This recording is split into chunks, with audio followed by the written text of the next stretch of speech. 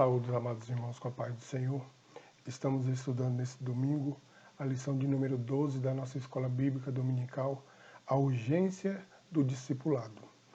O texto áureo diz assim: portanto, ide e ensinai todas as nações, batizando-as em nome do Pai e do Filho e do Espírito Santo. Mateus capítulo 28, versículo 19. Verdade prática. Chamamos de discipulado na fé o aprendizado de um discípulo por meio de seu mestre na igreja para ajudar a desenvolver o seu crescimento espiritual. Então nós vamos falar de um assunto muito pertinente para o desenvolvimento da igreja, de uma congregação local, que é o discipulado, que é dar uma estrutura para aqueles que estão agregando na igreja, né? Aqueles novos convertidos, o trabalho que precisa ser feito nele. A leitura bíblica em classe se encontra em Mateus capítulo 28, versículo 16 ao 20, e Atos dos Apóstolos, capítulo 2, versículo 42 ao 47. Introdução. O discipulado acompanha a pregação do Evangelho desde o princípio e é de fundamental importância como base inicial na formação cristã do novo convertido. A forma que a igreja local o desenvolverá somará na formação do caráter cristão para o bem ou para o mal.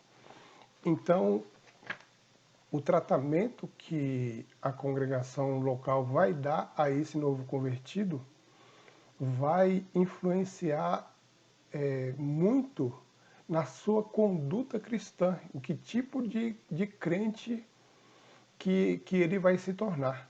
Então, se a igreja ela tem um discipulado bem estruturado, certamente que esse crente vai nascer e crescer um crente bem estruturado. O que é discipulado? O termo discipulado vem de discípulo, que significa aprendiz, aluno, seguidor. Isso vale no âmbito secular e religioso. Qualquer sentido desse termo se aplica ao cristão. O discípulo, o termo se aplica com frequência nos evangelhos aos seguidores de Cristo. Então, os apóstolos, né, também eram chamados discípulos de Jesus. O discípulo, ele sempre vai ter um mestre. O discípulo é um aluno, é um aprendiz de algo. E os discípulos de Jesus, eles estavam sendo preparados por Jesus para dar continuação na sua obra aqui na terra. Porque Jesus sabia que o seu tempo de ir para o céu estava chegando, estava próximo, então ele estava preparando os seus discípulos, né, os seus alunos, para que eles dessem continuidade no seu trabalho aqui na Terra. O discípulo, o termo se aplica com frequência nos evangelhos de Jesus Cristo. No evangelho de Mateus capítulo 5 e versículo 1, ao ver as multidões, Jesus subiu ao monte e ele se assentou e os seus discípulos se aproximaram-se dele. E ele começou a ensiná-los, né? Jesus começou a instruí-los acerca do reino de Deus. O discipulador, aquele que ensina, ele tem que ser muito zeloso com aquilo que ele está ensinando para o seu aluno, porque ele está moldando o caráter desse aluno, desse novo convertido. Então, o padrão para o seu ensinamento é Jesus. Lá no livro de Atos dos Apóstolos, quando a palavra diz que eles tinham tudo em comum, e eles perseveravam na doutrina dos apóstolos. Já estavam chamando a doutrina dos apóstolos. Não foi a doutrina que os apóstolos inventaram. Isso quer dizer que eles estavam colocando em prática aquilo que Jesus ensinou. Na verdade, era a doutrina de Cristo, mas eles incorporaram de tal maneira essa doutrina que foi chamada de doutrina dos apóstolos, né? Porque eles realmente estavam fazendo da forma que Jesus havia comissionado e orientado eles. A grande comissão. O discipulado não é opção, é mandamento divino para edificação e crescimento espiritual de cada cristão. Então, irmãos, é obrigação nossa discipular os novos convertidos, apadrinhar aqueles novos convertidos. Nós estamos vivendo tempos em que as pessoas estão, falando de nós, assembleanos, estão perdendo cada vez mais o interesse pelo ensino da palavra, pela escola bíblica dominical. E um discipulador que ele não frequenta a escola dominical, que ele não ama a palavra de Deus, não ama ouvir a doutrina da palavra de Deus e colocar em prática na sua vida, certamente que aquele que está sendo discipulado, aquele discipulando, ele vai ter dificuldades, porque invariavelmente o novo convertido, no princípio da sua fé, ele vai imitar aquele que está o discipulando. Então, é uma responsabilidade grande de ser um discipulador. Nós precisamos aperfeiçoar mais essa área para que nós possamos gerar crentes que gostem da palavra de Deus, que gostem de escola bíblica dominical, que gostem da doutrina de Cristo, né? Porque não é suficiente apenas crer em Jesus, mas tem que crer na sua doutrina, tem que amar a sua doutrina, a sua maneira de viver, né? Tem que amar, tem que querer ser imitador de Cristo, não inventar outro tipo de doutrina. Ah, não precisa ir na escola dominical, não. Ah, todo esse tempo nunca fui, não precisa, né? Mas o verdadeiro cristão, ele ama a palavra de Deus, ele ama ouvir a palavra de Deus, ser conduzido, ser moldado pela palavra do Senhor.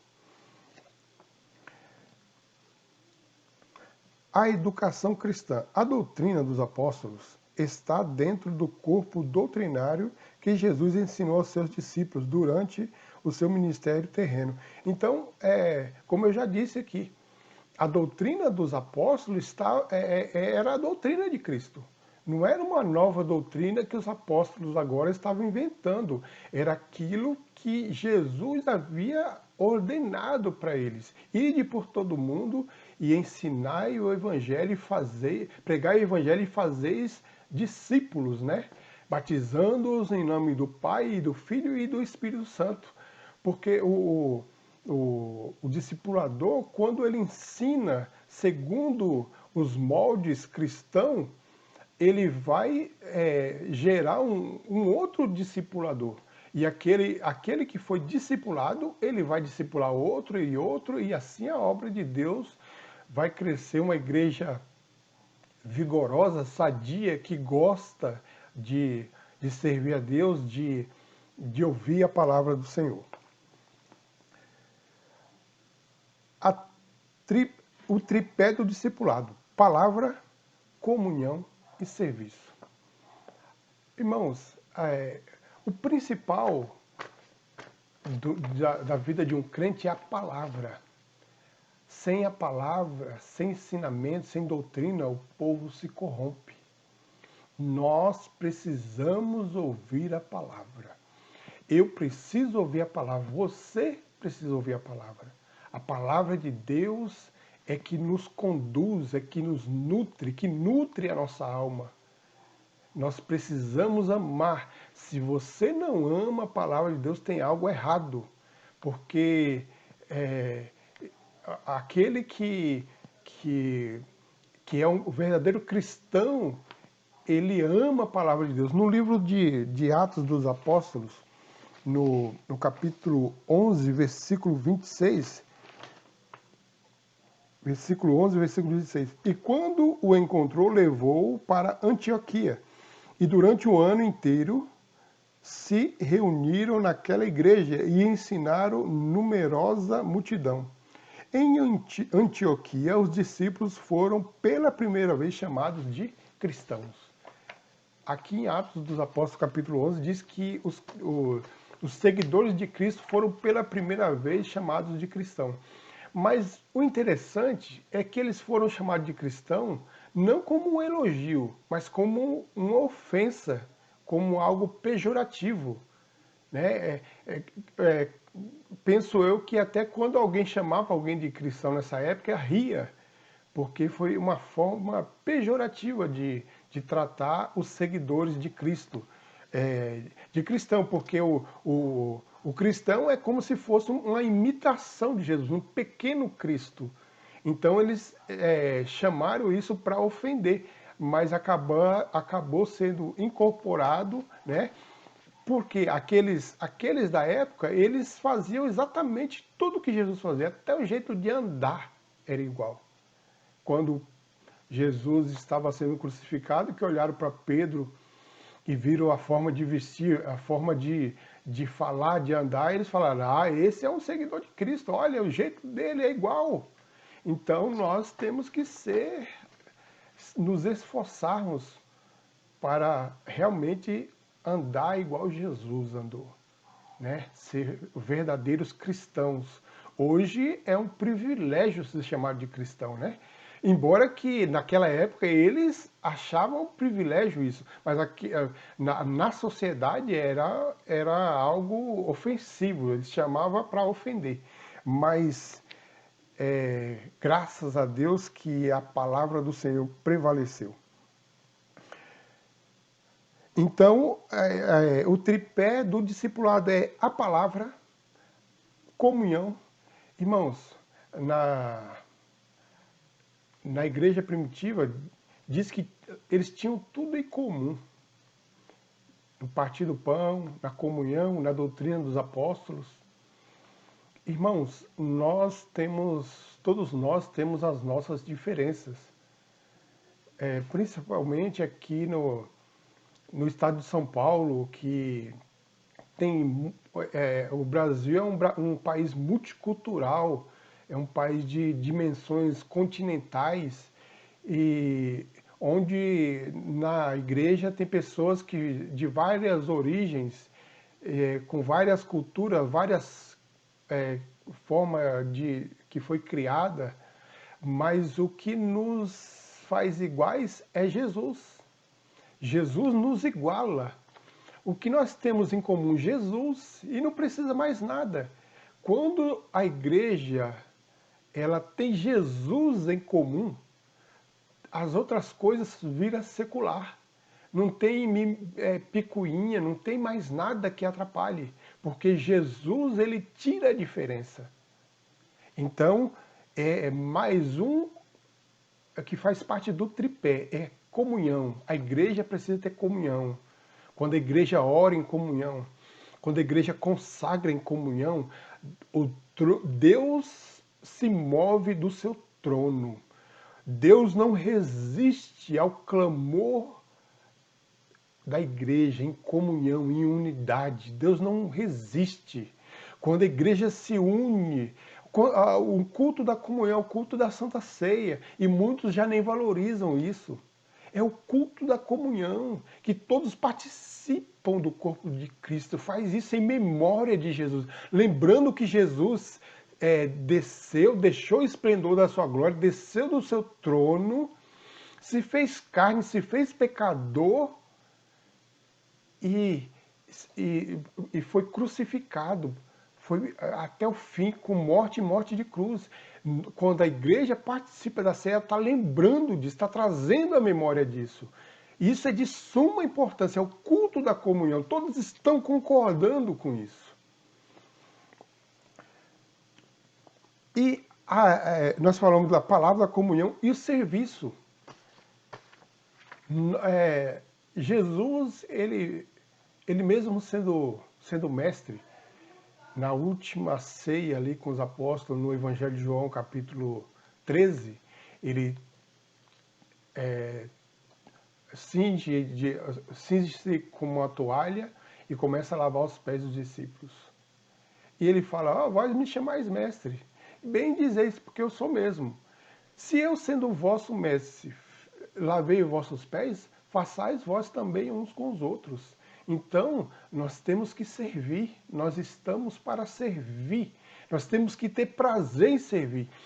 Se o crente não tem prazer em servir, está faltando algo. Está faltando realmente ele ser um cristão, ele precisa nascer de novo.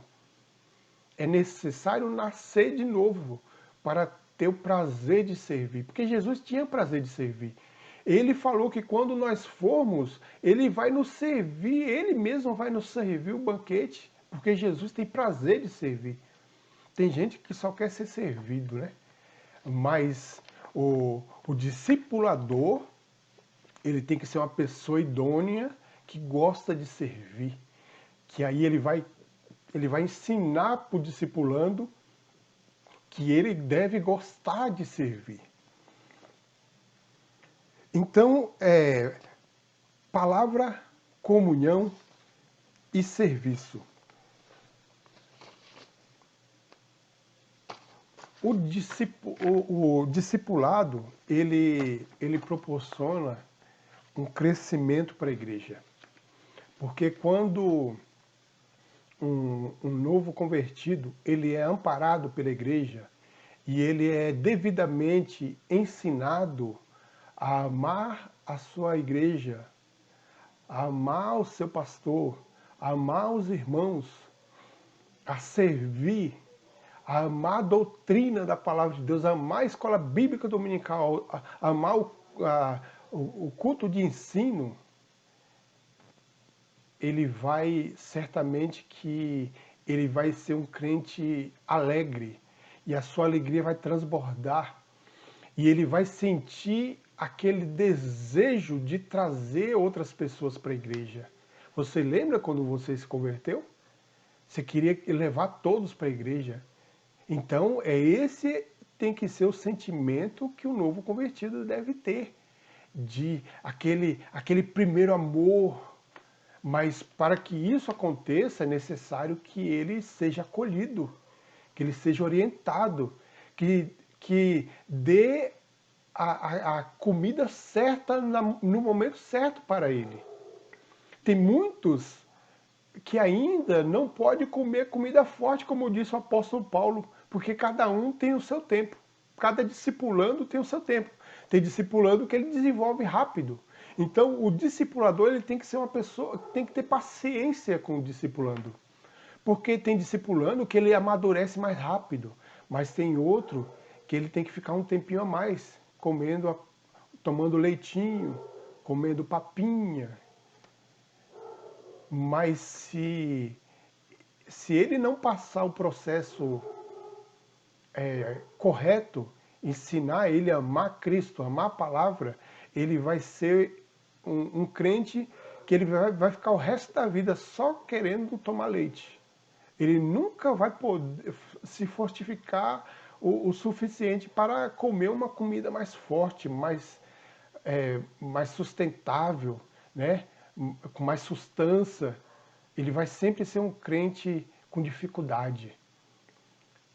Que Deus abençoe a nossa igreja, que nós possamos cada vez mais valorizar o discipulado e colocar em prática e acolher os novos convertidos, para que ele possa entrar e ficar e trazer mais.